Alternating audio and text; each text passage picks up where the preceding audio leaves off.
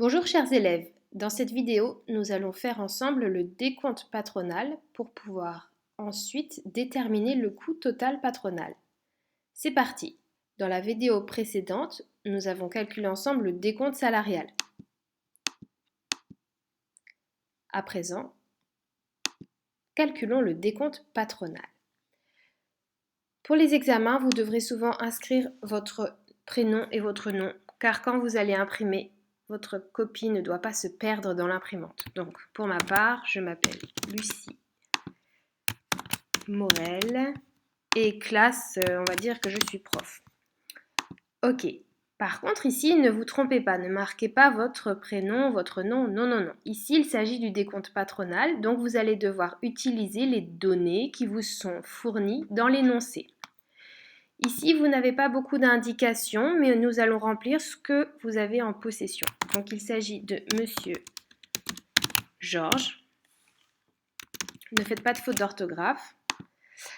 Adresse, vous n'avez pas l'adresse complète, mais vous pouvez quand même inscrire qu'il habite à Lawrenceweiler.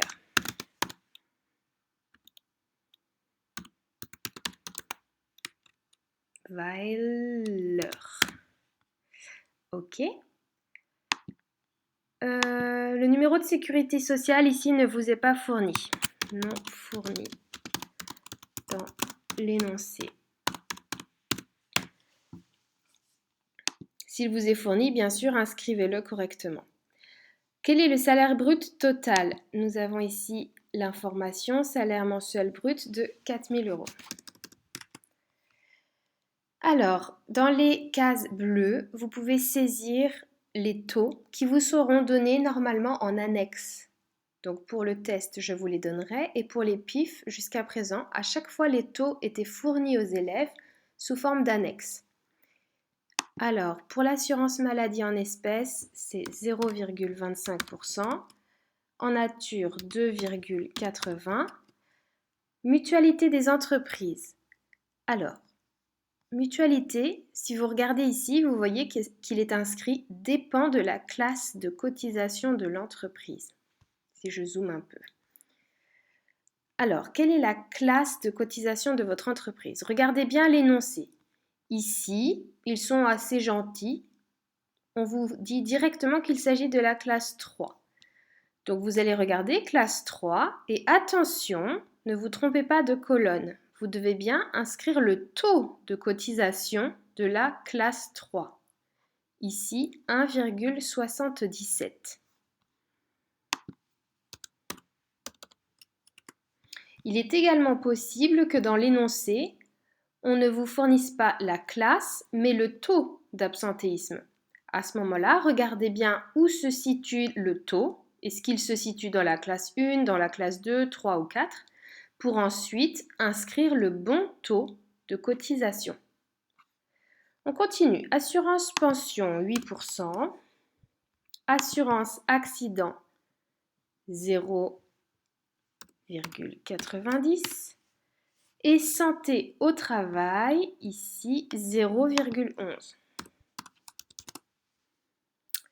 Nous avons tous les taux inscrits. À présent, nous pouvons procéder aux formules. C'est parti.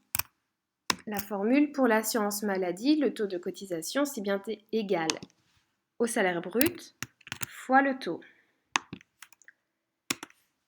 Et pour toutes les autres cotisations, c'est la même chose. À chaque fois, le salaire brut fois le taux. Donc, vous pouvez glisser, vous pouvez tirer la formule. C'est étrange, cela ne fonctionne pas. Pourquoi cela ne fonctionne pas? Puisque vous n'avez pas bloqué, ou plutôt je n'ai pas encore bloqué, la cellule salaire brut total.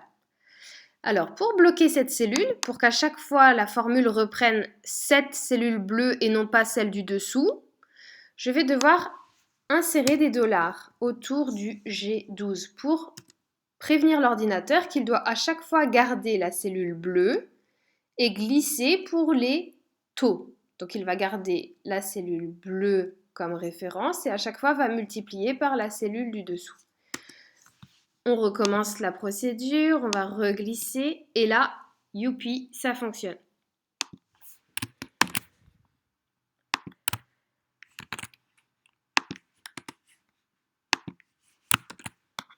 Salaire brut fois le taux. Parfait. Attention, vous arrivez à une étape critique. Vous avez presque fini, mais dans la majorité des cas, vous voulez finir trop vite, vous pensez au décompte salarial et vous faites une grosse erreur. Donc ne vous trompez pas, le coût total salarial, c'est un coût total. Il s'agit finalement de combien coûte Monsieur Georges à son employeur. Combien il lui coûte tous les mois?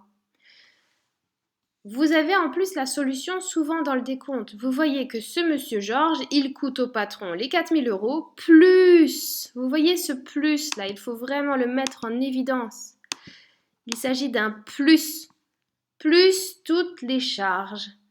Donc ici, vous allez devoir inscrire que c'est égal au salaire brut, plus, et là, vous pouvez faire une somme, par exemple, une somme de toutes ces cases, toutes ces cellules, toutes les charges sociales patronales. Et vous arrivez normalement à un coût total patronal de 4 553,20 €. En effet, le patron ne va pas seulement verser un salaire, il va également verser des charges sociales patronales. Voilà, j'espère que cette vidéo vous aura aidé à mieux comprendre le décompte patronal et qu'elle vous aidera à avoir un sans faute pour votre examen et pour votre test à venir bientôt. Bon courage, bonne révision et à bientôt.